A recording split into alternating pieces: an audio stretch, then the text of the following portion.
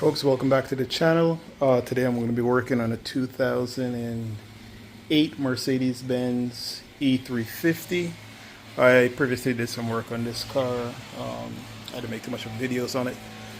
Did a complete suspension on there, changed rotors, brakes all around, upper lower control arms, inner and outer tie rod ends, front shocks. But today we're going to be doing the oil cooler. As you can see, oil cooler is here. It's actually leaking, so I'm going to change the oil cooler seal here.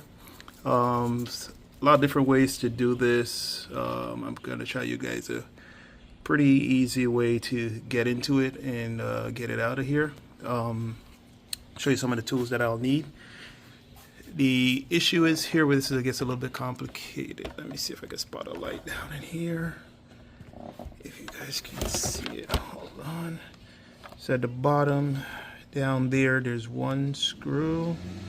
It's a T30. There's another one right there. One at the top here, another one here, and one at the bottom there. But it's this one at the bottom here that's a little bit difficult to get to, but I'll show you some ways how to get to it. I've seen some people take out the power steering unit to get down to it. Not really necessary, you don't have to. One of the key things you have to do though is to remove your drive belt, because again you don't want because it's going to leak some coolant and it's going to leak oil also. You don't want that on your belts, and you can wash that down again because you don't want those things to slip, as you can see. So we make sure we do that. One of the first things that we have to do is actually set the light down. We have to open this up to allow the oil that is settled in here to drain back down, so that once you take this out, that so much oil doesn't run out of it. So we'll loosen this up, the oil filter, take it up, allow it to drain a little. We'll remove this, just take this out of the way to give us a little bit more clearance room. Normally people remove the bottle, but the way that I'm going to do it, you really don't need to, but you can. I actually have to change this bottle on this car anyway, it's no good, and along with this hose right here, which is very delicate and brittle. To get this hose off, you have to take a pick, just pull this lever back, push this in first, and then pull it back out. I'm changing this whole thing, so I might just remove it all at once, but I'll show you how to do it with it in, because this breaks very easily, especially as you can see here. It breaks very easy. Try to take these out. I guess it's from the heat. So with that said, I'll show you some of the tools that I'll need. So we use a breaker bar. You need a 17 to actually remove the belt. If you have one of these, is a T30 on here, get very slim extensions.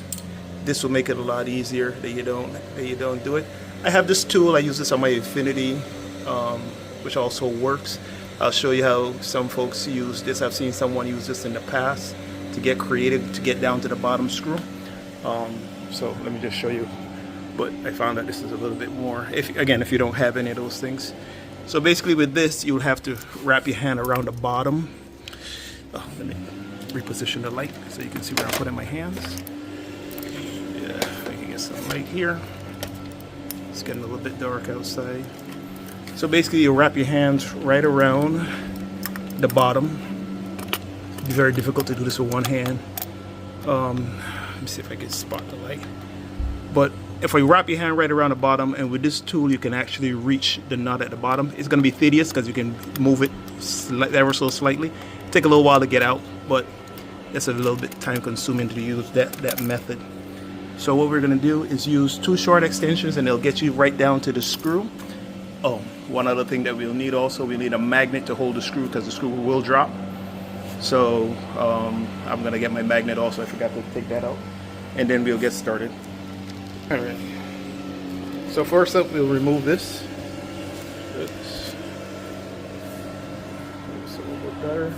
Remove this. You just grab it, just pull it back, and then it just all snaps from the bottom. So when putting it back in, you put this piece in first, and then just catch that. It's easy as that. It's out of the way. Next stop is we're gonna try to get some good lighting so you guys can see what I'm doing. So So actually the tensioner under the bottom right here, if you can see the nipple, that's where you're going to put the 17 socket and basically pull the wrench back to your left to actually release the tension off the belt. Once you release the tension off the belt, you just remove the belt off the pulleys on this side. You don't have to take it all the way off, but that's what you need to do before you do anything else to make sure no oil drips on the belt, and you can just simply wash that down. I'll probably wash it out with some brake cleaner to make sure it doesn't slip. So I'm gonna get my 17, put it on, pull the lead, pull it back. Again, it's right under the bottom and you can see it clearly right here. Once you put it on, pull it to the left, the belt would loosen, you just remove it off. The pulleys on this side, you can leave the pulleys on this side, really, because no oil will go this way. You just take the ones off of this side and just move it out of your way temporarily. Okay, so let's get that going. All right, folks, with the piece out of the way, we're gonna get into the screws now.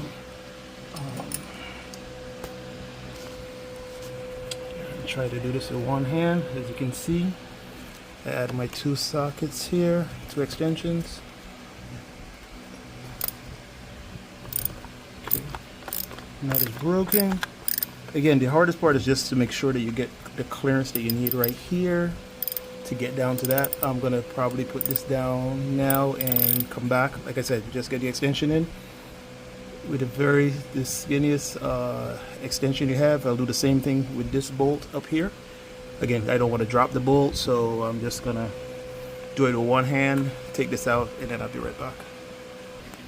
All right, as you can see, as I'm getting the screw out, I've just attached my magnet to it. As I wind it out, I can just take the screw out on the magnet. Even though I have a rag at the bottom, if it drops, it's just gonna drop on the rag, or if it falls, it'll probably go on the ground. But just take the magnet, connect it, and as you screw it out, just lift it out with the magnet. So you can see the magnet is attached to it, and I'll do the same thing for the top one. All right, with all the screws removed, you have a little ridge right here. Forgot to show you guys, I took the oil filter out. Reason is, like I was saying, that all the oil drain back down to the bottom so that much don't run out. So once it's released, it should do that. One thing I could say, which again, you really don't have to take off the belt no more that I think about it, because once you drain the oil down, that much wouldn't run out, so you should be fine by just putting a rag underneath. Whatever should be caught in the rag. So like I said, there's a little ridge right here. Just gradually nudge it, because there's a seal in between to break the seal loose, and as you can see, it's coming apart. Just grab this, rock it. As you can see, some coolant is going to run out as expected. Gasket is still stuck in there, but I'll take this out one time. Like I said, we're going to lose some coolant, which is perfectly fine, perfectly normal. Whatever else will get caught up on the rag. You get the gasket out one time, you're just going to clean up the maiden surface to make sure we have a clean surface when we put the new one on, and clean this up. I actually have a new one of these, so I'm going to just switch the new one and instead of using this one back up. But you just need something, you don't use anything too harsh and abrasive to clean this off, and it should come off pretty easy. If you use something like a plastic spatula or something like that to just get off the, if you're going to use this back and you don't have a new one, just get something plastic and rub against this to get any of the gasket that's still connected on off. So I'm going to get this cleaned up, wipe down, get the new gasket in, and then we'll button it back up. Alright folks, the new gasket is in. We still have some coolant running out, no biggie. Everything surface is nice and clean.